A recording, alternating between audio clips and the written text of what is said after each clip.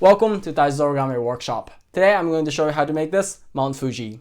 So this model of Mount Fuji I learned quite recently. I just kind of ran across this and I thought it was just really cute. I personally think the form of the Mount Fuji itself is really beautiful. It just has this majestic feel to it.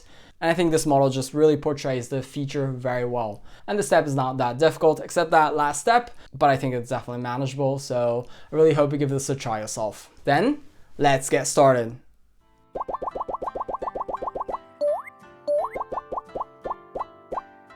Okay, let's make the Mount Fuji. So we're going to fold diagonally like this in half, with the color being outside, and also in the other direction, like that, and open. And then I'm going to flip the other side and fold in square in half like this, but this time with the color being inside. And also in the other direction, just like that, and open and flip the other side. I'm going to bring all four corners to the center like this.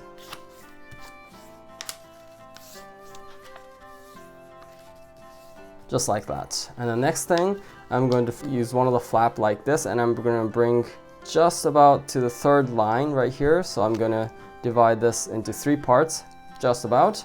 And then I'm going to bring this to third divided line right here, just about that. And then make sure the tip is lined up with the center line right here.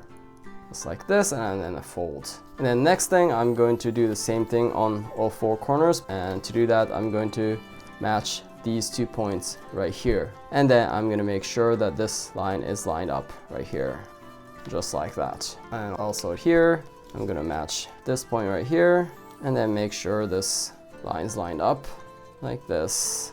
And also the last, let's hope that they all match. Oh yeah, just about. So just like that. And now I'm going to fold like this. I'm going to bring in like this, and as these two are gonna open up like this, and then we have this rectangle base.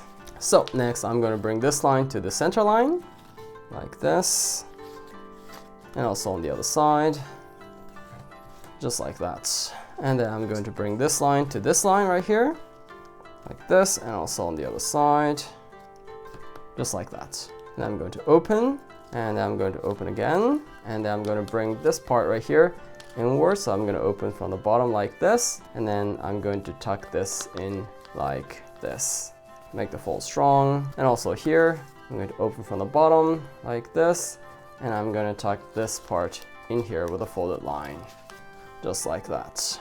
Then I'm going to flip the other side and do the same thing, just like this, and also here, just like that. And then bring this line to here, and also on the other side, just like that, and open and open. And then I'm going to open from the bottom like this, and I'm going to tuck this in here with a folded line. Also the other side, open, and tuck this in here like this. So then as the next thing, I'm going to fold along this line right here, downward like this, and also on the other side, just like that. So I need a full line right here.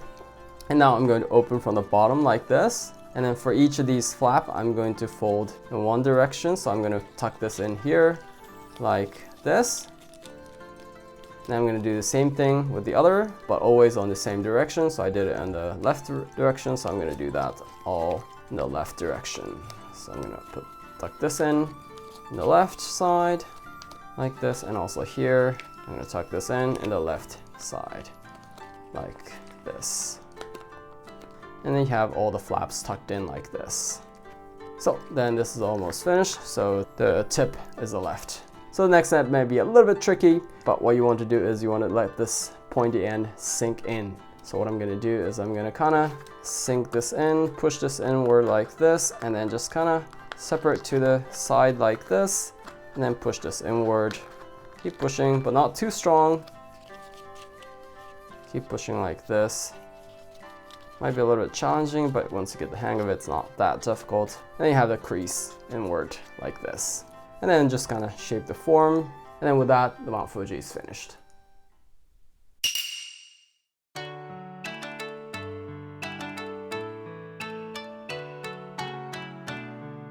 So as you saw, making this origami in Mount Fuji is not that difficult. Like I said, the last step may take a little bit of practice, but I think it's definitely doable. So I really hope you give this a try yourself. If you enjoyed this video, I'd love it if you get the like button for me. And if you have any requests or a question or any feedback, please feel free to write anything in the comments below. And if you want to see more of these videos, please subscribe. Otherwise, I look forward to see you in the next video. Bye.